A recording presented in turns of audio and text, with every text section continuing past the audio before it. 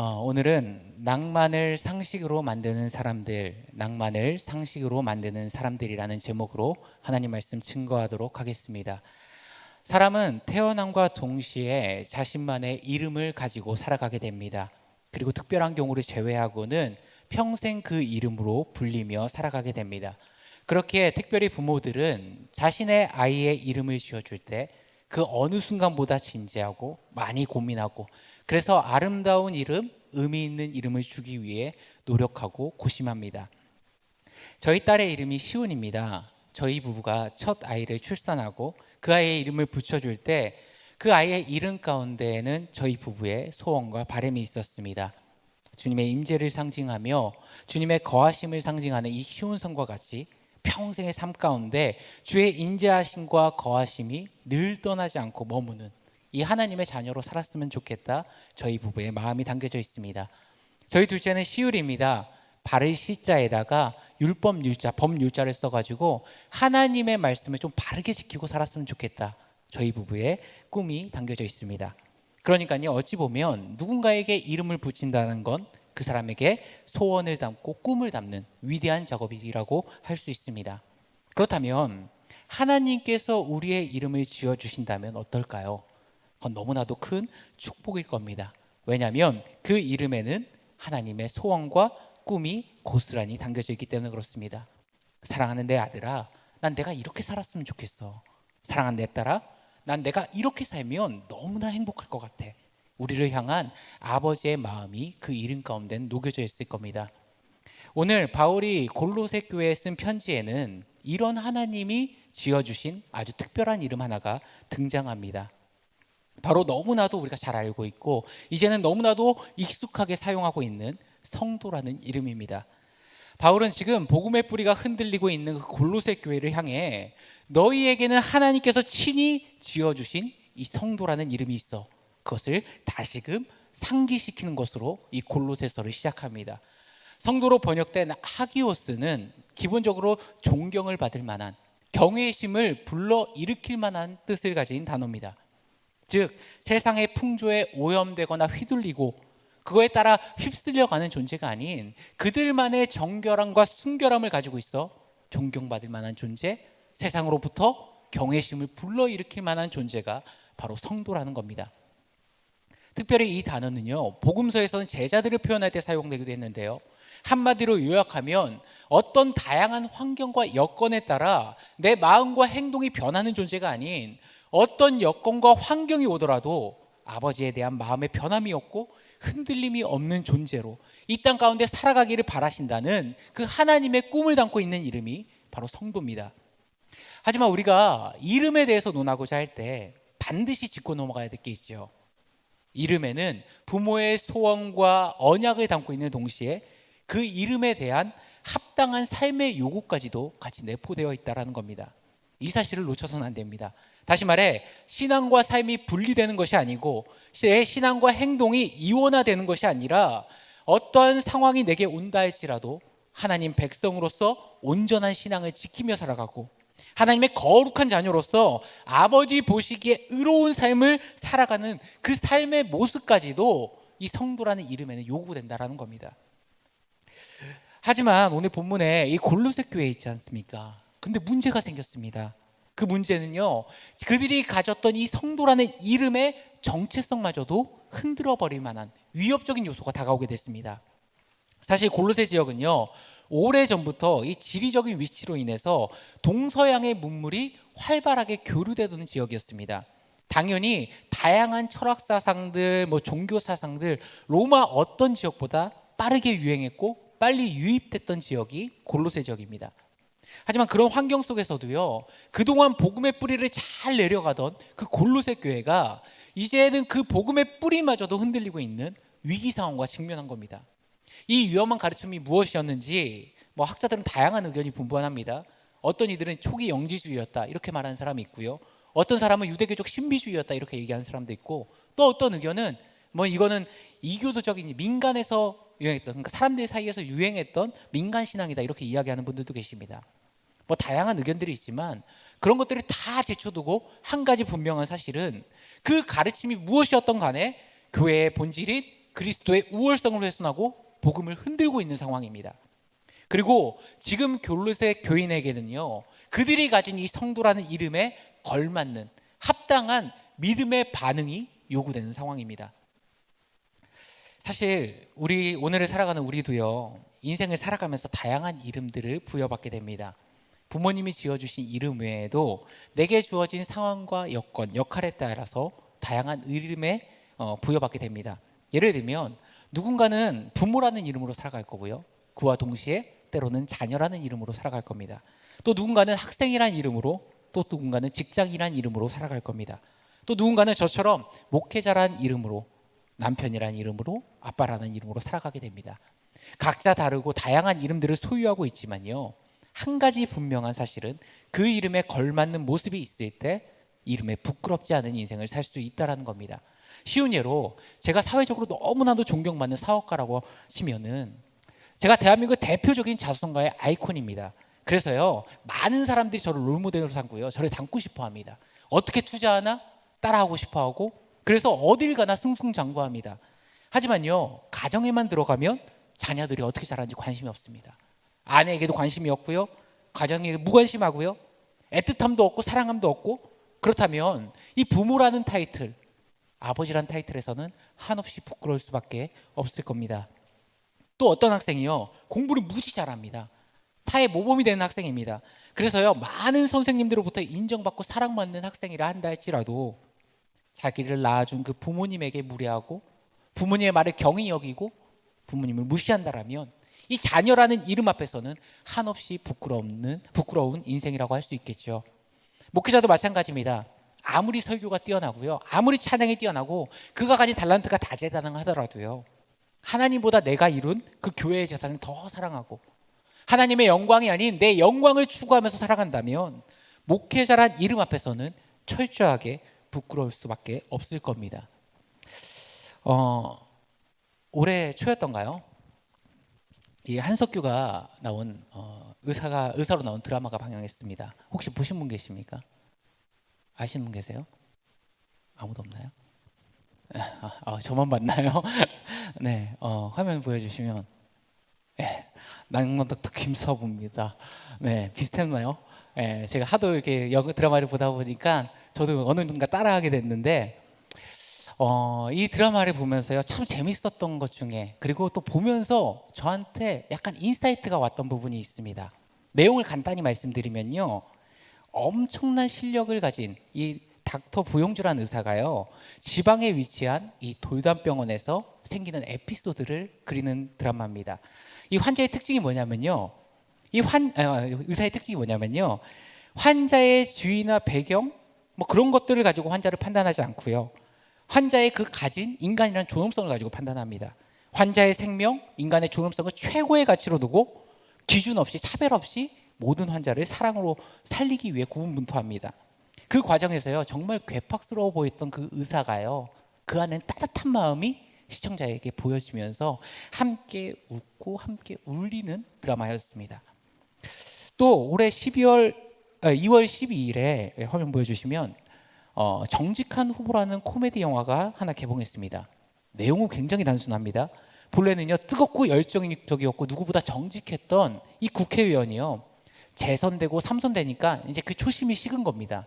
그래서요, 사람들 앞에서 보여지는 모습만 그려내고 또 다른 모습으로 살아가요. 그런데 이 국회의원에게 아주 특별한 일이 벌어짐으로 말미암아 더 이상 거짓말을 못하게 됩니다. 그래서 그로 인해 벌어지는 에피소드를 그린 코미디 영화였습니다. 사랑하는 성도님들, 한번 생각해 보십시오. 의사가 환자가 가진 사회적인 지위와는 상관없이 한 생명을 귀하게 여기는 것, 환자가 가진 재정적인 능력이라는 이 빈부와는 상관없이 공평하게 치료하는 것, 환자를 돈으로 보는 것이 아니라 사람으로 바라보는 의사, 어찌 보면 너무나도 당연하고 또 당연한 일이지만 이 시대를 살아가는 우리들은 이 드라마가 정해놓은 낭만이란 이름에 인해 동의하게 됩니다. 야, 세상에 저런 의사가 존재할까? 야, 저거는 낭만이지, 낭만. 또 국회의원은 어떻습니까? 당연히 국민들의 믿음을 통해서 국민들을 위해 선출된 사람입니다. 누구보다 정직해야 되고요, 자신을 믿고 지지해준 그 국민들을 위해 더없이 깨끗해야 되는 사람입니다. 그런데요, 정직한 국회의원은 이제 코미디 영화의 좋은 소재처럼 돼버렸습니다. 국회의원이 정직한 게 왜 웃겨가 아닌 거짓말을 못하는 국회의원이 세상에 어디 있어. 그런 국회의원은 코미디에서 등장해. 이게 돼버린 겁니다. 어찌 보면 오늘을 살아가는 우리는요, 낭만이 사라져버린 시대, 기본적인 가치마저 흐릿한 시대 속에서 살아가고 있는지도 모르겠습니다. 그렇다면 하나님 아버지가 친히 지어주신 이 성도라는 이름을 가진 우리들의 삶은 어떻겠습니까? 한국 사회에서 이제 기독교의 이미지는요, 대표적인 부정적인 메타포로 사용됩니다. 기독교는 참 이기적이야. 겉과 속이 달라. 기독교인은 자기밖에 모르고 참 어떻게 저렇게 행동할 수 있을까? 그런 시선으로 바라보는 시선이 상당히 많아졌습니다. 또 몇몇 지각 없는 목회자들로 인해서 이제는 몰상식하고 공공의 선에는 안중이 없는 안하무인한 종교처럼 바라보는 따가운 눈총도 받고 있는 실정입니다. 우리에게 하나님께서 친히 지어주신 이 성도라는 이름은요, 이제 마치 현실에 존재하지 않을 것 같은 낭만처럼 되어버렸습니다. 그렇다면 우리가 어떻게 이 성도라는 이름의 가치를 회복하고 이 이름에 부끄럽지 않는 인생을 살아갈 수 있을까요? 오늘 그 해답을 찾기 위해 우리 다시 우리의 시선을 말씀으로 옮기겠습니다. 오늘 9절부터 12절 말씀을 통해서 살펴보게 됐을 때 하나님께서는 성경을 통해서 말씀하시는 해결책은 두 가지입니다. 중심 키워드로 살펴보면 첫 번째는 하나님의 뜻을 아는 것, 두 번째는 주께 합당하게 행하여입니다. 즉 하나님의 뜻에 맞는 바른 말씀의 기준이 필요하고요, 그 말씀의 기준을 삶으로 옮길 수 있는 합당하게 행함이 필요합니다. 하지만 우리가 오해해서는 안 되는 것이요, 이 두 가지 중심 키워드는 개별적인 반응이 아니라 순차적인 반응으로 이해해야 된다는 겁니다. 먼저는 하나님의 뜻을 아는 바른 말씀의 기준이 우리 가운데 필요합니다. 하나님의 자녀가 온전히 행하기 위해서는요, 옳고 그름을 명확하게 분간할 수 있는, 분별할 수 있는 기준이 있어야 됩니다. 우리 9절 말씀을 함께 읽도록 하겠습니다. 시작. 이로써 우리도 듣던 날부터 너희를 위하여 기도하기를 그치지 아니하고 구하노니 너희로 하여금 모든 신령한 지혜와 총명에 하나님의 뜻을 아는 것으로 채우게 하시고, 오늘 본문의 표현을 빌리자면 하나님의 뜻을 바르게 아는 것이 중요하다는 겁니다. 왜냐하면요, 아무리 열심히 뛰어도 방향을 잘못된 곳으로 설정하고 있다면 원하는 목적지에 도달할 수 없기 때문에 그렇습니다. 물론 속도도 중요하죠. 하지만 방향이 바르게 설정되지 않은 속도는 아무 의미가 없기 때문에 그렇습니다. 그래서요, 오늘 골로새서를 쓴 바울은요, 그가 쓴 서신들을 쭉 보게 되면 로마서, 다른 서신들, 오늘 골로새서까지 동일한 구조와 형태를 가지고 있습니다. 항상 앞에는요, 교리적인 측면을 먼저 다룹니다. 하나님의 말씀의 기준인지 뭔지를 먼저 다루고 그 이후에 실제적인 삶의 내용, 실천 방향을 다룹니다. 사실 골로새 교회는 바울이 직접 개척한 교회가 아닙니다. 실제로 방문도 해본 적도 없습니다. 하지만요, 자기가 개척한 어느 교회보다 더 마음이 많이 가고 아끼는 교회였으면 분명합니다.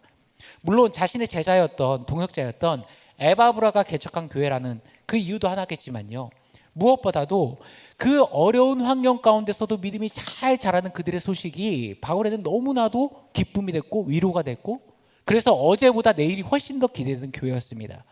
하지만 그 골로새 교회는 그동안 그들이 잘 붙들고 있었던 예수 그리스도의 십자가의 복음이라는 그 뿌리 자체가 흔들리고 있는 상황입니다. 그렇게 바울은요, 다른 거 다 제쳐두고 가장 본질이신 예수 그리스도의 우월성과 십자가라는 이 복음의 본질이라는 바른 말씀의 기준부터 지금 제시하고 있는 겁니다. 왜 그리스도의 우월성과 십자가가 말씀의 기준이 되는 것일까?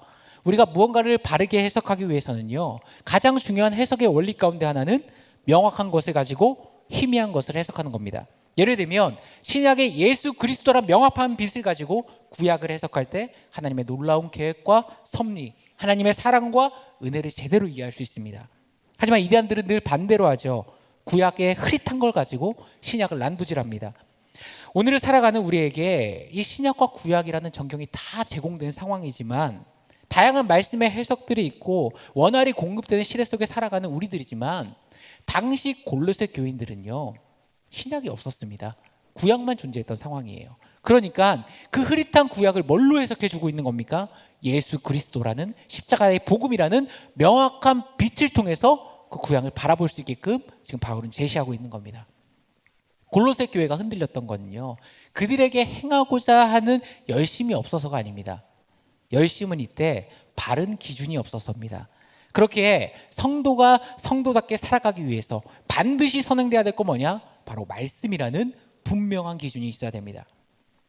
사사기 시대에 하나님의 백성이 칠흑 같은 어둠과 영적인 어둠이 임했던 그 이유가 뭐라고 사사기는 기록합니까? 그들의 인생을 살아갈 때 하나님의 뜻이 중요한 것이 아니라 자신의 뜻과 자신의 판단에 따른 자신의 소견에 옳은 대로 행했기 때문에 그런 영적 어둠이 임했습니다.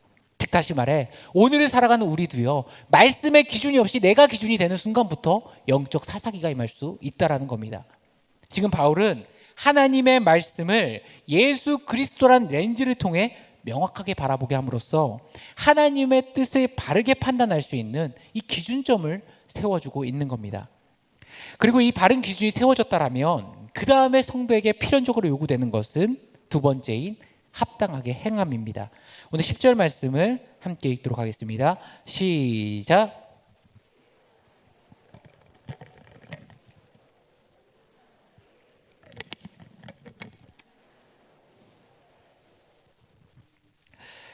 우리는 이 말씀 10절 말씀을 통해 두 가지를 확인할 수 있는데요. 첫 번째는 합당하게 행함은 하나님을 기쁘시게 만드는 거. 이게 첫 번째죠. 두 번째는 뭘까요? 말씀에 근거한 합당하게 행함은요, 반드시 열매가 맺힌다는 겁니다. 여기에도 하나님의 놀라운 은혜가 있습니다. 우리의 내 힘과 내 능으로는 하나님의 말씀 한 구절 지키기 힘들지 않습니까? 원수를 사랑하는데 잘 못 지키잖아요. 미워하지 말라는데 여전히 미워하잖아요. 그 말씀 한 구절 지키지 못해서 날마다 넘어지고 실패하는 우리들의 모습 아닙니까? 하지만요, 우리가 그 약속의 말씀들을 기준 삼고 내가 지켜내겠습니다 생명같이 붙들고 몸부리치며 나아갈 때 하나님은 친히 모든 선한 일에 열매 맺게 해주신다는 겁니다. 어떻게 확신하죠? 누가복음 18장 27절 사람으로 할 수 없는 것을 하나님은 하실 수 있느니라. 이 모든 일련의 과정이 하나님을 더욱 깊이 알아가고 우리의 영적인 성장을 이루는 과정인 동시에 무엇보다도 아버지를 기쁘시게 하는 그 일이다. 우리는 불가능하지만 하나님의 능력으로 말미암아 성도라는 이름에 부끄럽지 않는 인생을 살아갈 수 있도록 우리 하나님이 친히 우리를 붙드시고 이끄시고 함께 해주신다 말씀하시는 겁니다. 그러면 이 그림을 가지고 우리 삶으로 다시 옮겨보겠습니다. 우리에게 하나님이 주신 이 거룩한 이름, 이 성도라는 특별한 이름이 있습니다. 바울은 지금 이 골로새 교회에게 편지를 썼을 때 이 성도라는 이름은요, 세상과는 너무나도 구별되는 이름이었고 너무나도 특별한 이름이었고 아름다운 이름이었습니다. 하지만 요즘은 어떻죠? 이 이름이 너무 흔해져 가지고 아무렇지 않게 쓰입니다. 구별됨도 사라졌고요, 그 가치도 사라졌습니다. 이제는 오히려 부정적인 이름, 비판적인 이름으로 사용되고 있습니다. 왜 그러죠? 그 이름을 소유한 저와 여러분이 그 이름에 걸맞는 인생을 살지 못하기 때문에 그렇습니다. 그렇게 저와 여러분이 가진 이 시대를 살아가는 시대적 사명이 뭔지 아십니까? 이 이름의 가치를 살리는 겁니다. 이 이름의 영광을 되살리는 겁니다. 이 이름에 걸맞는 삶을 우리가 살아낼 때 그 안에 담긴 의미가 다시금 회복되고 살아날 수 있다는 겁니다. 그러기 위해서 우리가 이 시대를 살아가면서 가장 먼저 하나님의 백성들이 해야 될 게 뭐겠습니까? 말씀이 기준되는 인생, 하나님의 법이 통치하는 인생을 살아야 됩니다. 하나님의 말씀의 기준이 무엇인지를 세상에 제시할 수 있는 인생을 살아야 됩니다. 성도는요, 세상 가운데 나그네처럼 살아가다가 이 풍속이란 기준을 따라가고 모방하는 존재가 아니라요, 하나님의 말씀이라는 기준을 가지고 세상 가운데 담대히 나아가는 존재가 바로 성도입니다. 그렇게 로마서 12장 2절에는 이렇게 말씀하십니다. 너희는 이 세대를 본받지 말고 오직 마음을 새롭게 함으로 변화를 받아 하나님의 선하시고 기뻐하시고 온전하신 뜻이 무엇인지를 분별하도록 하라. 그러니까 세상에 동화되지 아니하고 본받지 아니하고 말씀이란 분명한 기준에 근거해서 전혀 새로운 인생을 살아가는 그 삶, 그게 바로 성도의 삶입니다. 내 삶의 모든 행동이 나의 판단과 나의 경험에 의해서 결정되는 인생이 아니라 내 삶의 중요한 결정의 순간마다 나의 필요와 만족이 작동하는 것이 아니라 하나님의 말씀의 기준이 작동하고 하나님의 법이 내 삶을 지배하고 하나님의 능력이 나를 이끌어가는 인생, 그게 바로 성도의 삶이고 우리가 말하는 신앙생활입니다. 사랑하는 성도님들, 여러분에게는 하나님의 말씀의 기준이 살아계십니까? 여러분의 마음 가운데, 가슴 가운데, 여러분의 인생 가운데는 하나님의 법이 여러분을 주도하시고 이끌어 가십니까? 여전히 내 인생의 주도권은 나한테 있고요, 하나님의 말씀이 내 선택과 행동에 어떤 영향을 주지 못하면서도 나는 하나님의 자녀다, 나는 성도다 스스로 자부한다면 그것만큼 최고의 사기도 없을 겁니다. 내가 정말 하나님을 기쁘시게 하는 인생, 성도란 이름에 부끄럽지 않은 인생을 살아가려 한다면 너무 거창한 계획보다 이 순간 결단할 수 있는 것, 실천할 수 있는 것부터 여러분 삶 가운데 적용하시기 바랍니다. 주일 예배에 들려지는 말씀 붙드시고요, 그 말씀을 여러분 일주일 삶의 기준으로 삼으시고 생명같이 살아내시기 바랍니다. 다음 주부터 저희가 특별 새벽 기도회로 이제 말씀의 은혜를 나누고자 합니다. 새벽마다 들려지는 그 말씀 가지고 그 말씀을 붙들고 내 하루의 제일 원칙으로 삼으면서 살아가시기 바랍니다. 수요 예배, 금요 예배, 내게 허락된 모든 예배를 통해 들려오는 하나님의 말씀을 생명같이 붙드시고 여러분의 가슴 가운데, 인생 가운데 아로새기시기 바랍니다. 그리고 잊지 마십시오. 설교는 듣는 것이 아니라 사는 겁니다. 그 말씀의 분명한 기준이 내 가슴 가운데, 내 인생 가운데 새겨졌다면 이제는 내 삶의 모든 주도권을 주님께 이양하고 내게 주신 이 하루를 하나님 말씀에 잣대에 비춰서 합당하게 살아가고자 몸부림치며 눈물 흘리며 기도하며 나아갈 때 사람으로 할 수 없으나 하나님은 하실 수 있느니라. 우리 아버지께서 성도라는 그 이름에 걸맞는 인생, 그 이름의 영광과 가치를 회복하는 인생으로 우리를 이끌어 가실 줄 믿습니다. 성도가 성도답게 사는 것, 그리스도인들이 작은 예수와 같이 사는 것이 더 이상 낭만이 아닌 여러분에겐 상식이 되는 하나님의 신실한 백성 되시길 간절히 축원합니다.